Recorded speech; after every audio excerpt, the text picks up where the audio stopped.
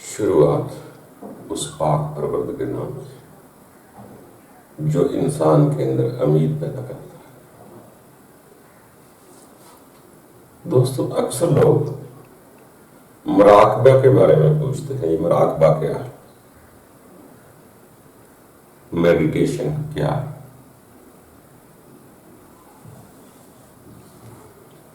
یہ ویسے ہی ہے جیسے کہتے ہیں عبادت کرنے سے رب کا قرب نصیب ہوتا ہے، اسی طرح مراقبہ ایک وہ ٹریننگ ہے جو انسان کو خالص کرتا ہے، اس قابل بناتا ہے کہ انسان کی رب سے بات ہو سکے یا اس سے رابطہ ہو سکے۔ مراقبے میں دیکھو لوگ کرتے کیا؟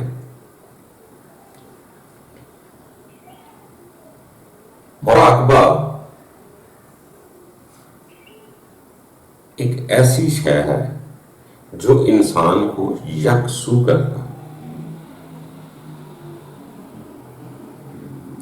اصل میں مراقبے سے جو باہر کی پریشانیاں انسان کے اندر آتی ہیں، ان پریشانیوں کو دور کرنے کے لیے یہ کیا جاتا ہے۔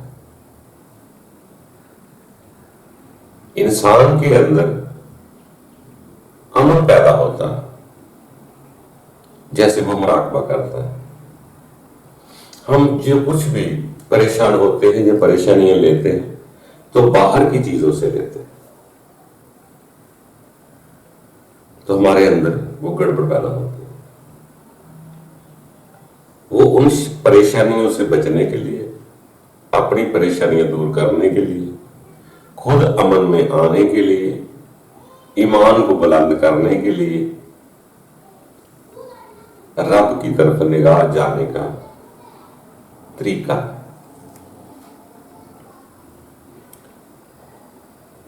یہ وہ ٹریننگ ہے، وہ روٹی ہے جو رب کے ساتھ منسلک کرنے کا ذریعہ بنتی ہے۔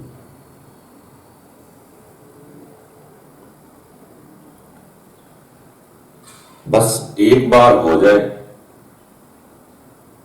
وہ 10 کرو، 40 دن کرو، 20 دن کرو، اس کو کرنا چاہیے۔ جب انسان کو پتہ چل جاتا ہے، کبھی انسان ہے کبھی کبھار غور کر لیتا ہے، جب اس کو اس سچائی کا یقین ہو جاتا ہے کہ یار جو کچھ میرے پاس ہے یہ میرے ساتھ تو نہیں جائے گا، میرا کوٹ، میری ٹوپی، میرے پیسے، میرے بچے، میرے رشتہ دار، عزیز و اقارب، جب یہ یقین کی حقیقت سمجھ میں آ جاتی ہے کہ یہ میرے ساتھ نہیں جائیں گے، تو پھر مراقبہ خود بخود شروع ہو جاتا ہے۔ انسان کو جب بھی حقیقت کا پتہ چلا، حیران ہوا کہ واقعی یہ سچ ہے کہ میں مرنے کے بعد کچھ ساتھ نہیں جا سکتا، یہ مادی چیزیں کسی کام نہیں آئیں گی، تو اس کے اندر جو خیال چلتا ہے وہ مراقبہ ہے۔ وہ انسان خود بخود سے مراقبے کی طرف چلا جاتا ہے، تلاش کرنا شروع کر دیتا ہے، میں کیا کروں، کہاں جانا ہے مجھے، کتنے دن باقی رہ گئے ہیں، کہاں سے آیا ہوں۔ تو یہ خود بخود خیال جب اس طرف جاتا ہے تو وہ مراقبہ شروع ہو جاتا ہے۔ اسی طرح کچھ بزرگوں نے اپنے اپنے انداز سے کہا کہ اس طریقے سے مراقبہ کر لیا گا۔ اس کے طریقہ کار کیا ہے؟ وہ یہی ہوتا ہے کہ انسان آنکھوں سے دیکھتا ہے تو اس کے اندر کچھ چیزیں پیدا ہوتی ہیں، کانوں سے سنتا ہے تو اندر چیزیں پیدا ہوتی ہیں، زبان کے ریئیکشن سے ہوتی ہے، کسی کی خوشبو سونگنے سے اندر ریئیکشن ہوتے ہیں، کسی کو چھونے سے ریئیکشن ہوتے ہیں۔ یہ حواس خمسہ جو ہے اس کو خاموش کرنا ہے۔ اب یہ خاموش تو ہوں گی نہیں، آلے بنے ہوئے ہیں، پانچوں سوراخ ہیں، چیزیں ہیں، یہ خاموش تو ہوتی نہیں۔ جیسے ہی ان کو آزاد کریں گے یہ کچھ نہ کچھ تو حاصل کریں گے۔ جو باہر سے سنتے ہیں وہی ریئیکشن ہمارے اندر ہوتا ہے، پریشانی کی بات سنی پریشان ہو جائیں گے، خوشی کی بات سنی خوش ہو جائیں گے۔ تو شروع میں جو مراقبہ ہے اس کی ابتدا جو ہے وہ یہ ہوتی ہے کہ انسان اپنے خیال یا روح کو اپنے اندر لے کر آتا،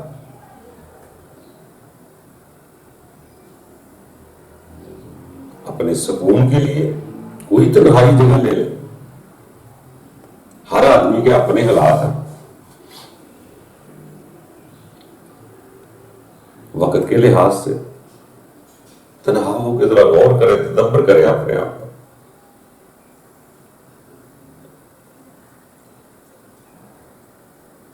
آپ رب کے بندوں کی سنت سمجھ کے کر لیں، جیسے کہتے ہیں سنتیں گارے ہرا کے آئے، اسی طرح سارے نبیوں نے ایسے کیا۔ آپ محسوس کریں گے، غور کریں گے، آپ کو پتہ چل جائے گا کہ وہ تنہا ہوئے۔ تنہا ہونا کوئی جنگلوں میں نہیں ہوتا، یا جسم دنیا سے کوئی دور نہیں لے جایا جاتا، یہ کوئی ضروری نہیں، کہیں بھی آپ ٹائم نکال لیں۔ وہ سنت کیا ہے؟ اپنے آپ پر غور و فکر کرنا، رب کی کائنات کی طرف غور کرنا۔ تو شروع میں انسان جو خیال باہر بھٹکتا ہے، جو باہر سے چیزیں حاصل کر کے اندر لے کر آتا ہے، جو پریشانی کا سبب بنتے ہیں، ان چیزوں کو روکنا ہوتا ہے۔ اس کے لیے آپ کے کان ہیں، سنی یا نہ سنی کر سکتے ہیں، دیکھتے ہیں، ذرا تھوڑا دھیان نیچا کر لیں، سانس ہے، اس کو مختلف طریقے سے لوگ دیکھتے ہیں کہ سانس اندر جاتا ہے تو کہو اللہ، باہر آتا ہے تو کہو اللہ کا بھی کرتے۔ کئی لوگ سانس کی طرف صرف دھیان کرتے ہیں کہ لمبا سانس لے کر باہر پھینکیں، آکسیجن زیادہ کھینچیں، آہستہ آہستہ زیادہ کھینچیں، اور کاربن ڈائی آکسائڈ زیادہ باہر نکالیں۔ یہ ویسے بھی صحت کے لیے بہت اچھی ہے، اس کا جسمانی صحت کے لیے بھی فائدہ ہوتا ہے کہ کاربن ڈائی آکسائڈ باہر جاتی ہے، معدے کی بیماریاں دور ہوتی ہیں، آکسیجن زیادہ اندر پیدا ہوتی ہے۔ سانس کی طرف دھیان دیں۔ جب انسان، اصل میں بات تو یہ ہے اس خیال کا جو سوچ انسان کے دماغ میں چلتی ہے باہر جاتی ہے، اس کو کنٹرول کرنا ہے کسی طریقے سے، کہ اس خیال کو اپنے اندر لے کر آنا۔ تو اس کے لیے انسان مختلف قسم کے ذرائع استعمال کرتا ہے کہ تاکہ باہر سے خیالوں کو روکنا ہے۔ تو پہلے اس خیال کو، اس روح کو اپنے اندر لے کے آنا ہے۔ جب یہ اندر آ جاتی ہے تو یہ کسی دائیں بائیں کی نہیں سنتی، پھر یہ سیدھی اپنے رب کے ساتھ جوڑنی ہوتی ہے۔ پہلے اندر لانا ہے، بعد میں باہر نکالنا، کیونکہ ہماری پہلے باہر ہے، مگر مراقب کے لیے پہلے اندر لانے، پھر اس کو باہر بھیج سکتے ہیں۔ یہ ہے کوئی اتنی ناممکن مشکل چیز نہیں ہوتی کوئی بھی، ارادوں سے ہر شے آسان ہو جاتی ہے۔ عمل بھی ہم یقین محکم محبت فاتح عالم کہتے ہیں لوگ۔ جب یقین کے ساتھ کوئی ارادہ کر لیتا ہے، جب اس کو سمجھ آ جاتی ہے کہ میں تنہا آیا ہوں، اکیلا آیا ہوں، اکیلا مجھے جانا ہے، اپنی میں کی ہستی کو ختم کرنا ہے، تو ہی تو پکارنا ہے، جب تک میں ہے تب تک تو نہیں، جب تو ہے تو پھر میں نہیں۔ مراقبے میں یہی ہوتا ہے کہ اللہ کی کبریائی قوت کو بہت بڑا تسلیم کر لینا کہ میں کچھ نہیں، ہر شے تیری، وہ دائیں بائیں نہیں دیکھتے، صرف اپنے رب کو دیکھتے۔ تو جیسے ہی حقیقت کی سمجھ آتی ہے، مراقبے خود بخود شروع ہو جاتے ہیں۔ اگر انسان دان نہ ہو، جلدی سمجھ کے تو اس کو شروع کر لے۔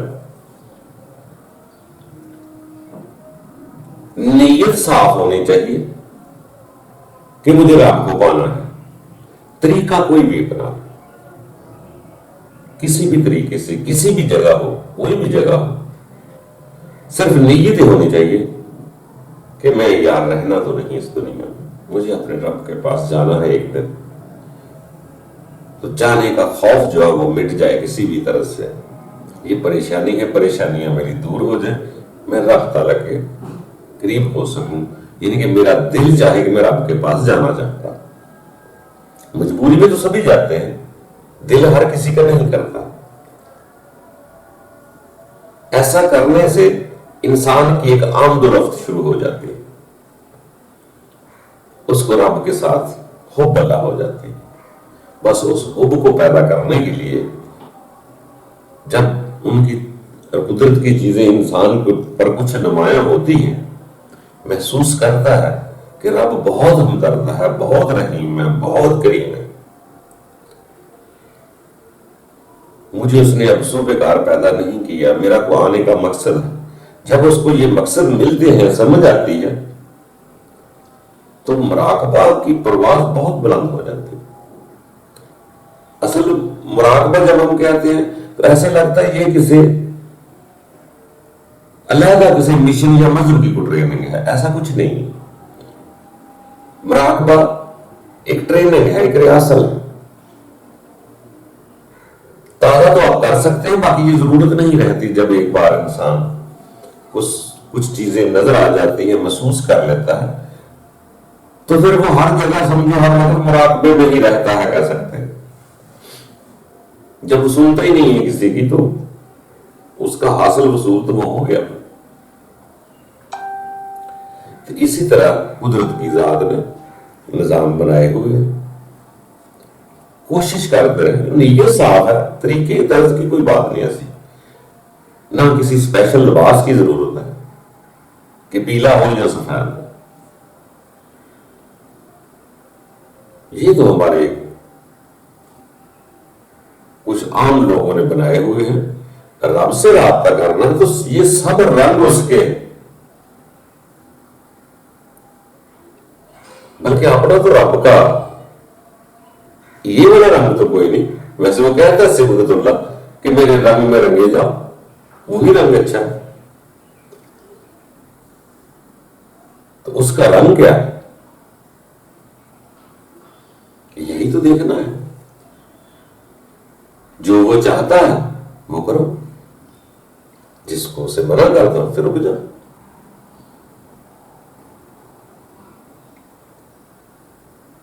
تو وہ بڑے لوگوں کی باتیں ہیں جو کہتے ہیں قطرہ ملا سمندر میں تو سمندر ہو گیا۔ ہرگز ناممکن تو کوئی شے نہیں ہے نا۔ یہ وجود تو ادھر ہی رہے گا نا، اسی وجود کی تو وہ نفی کرتا ہے مراقبہ۔ اصل وہ اس کے اندر جو ہے جیسے خواب میں نکلتا ہے، یا ہم ذات کہتے ہیں یا دوسرا حصہ اس کو کہتے ہیں، اس شأن میں دار ہونا ہوتا ہے۔ اس کے لیے لوگ عبادت مراقبے کرتے ہیں۔ آپ کوئی بھی کریں، کوئی بھی عبادت کریں، فروعاتی چھوٹے موٹے انداز سے کوئی فرق نہیں پڑتا، کسی کا کہیں کوئی انداز فرق ہے یا لباس کا فرق ہے، اس سے کوئی فرق نہیں پڑتا۔ البتہ نیت ہونی چاہیے کہ عبادت کرنے کا میرا مقصد ہے کہ میں اپنے رب تعالیٰ کو پانا چاہتا ہوں۔ جیسے ہی اسے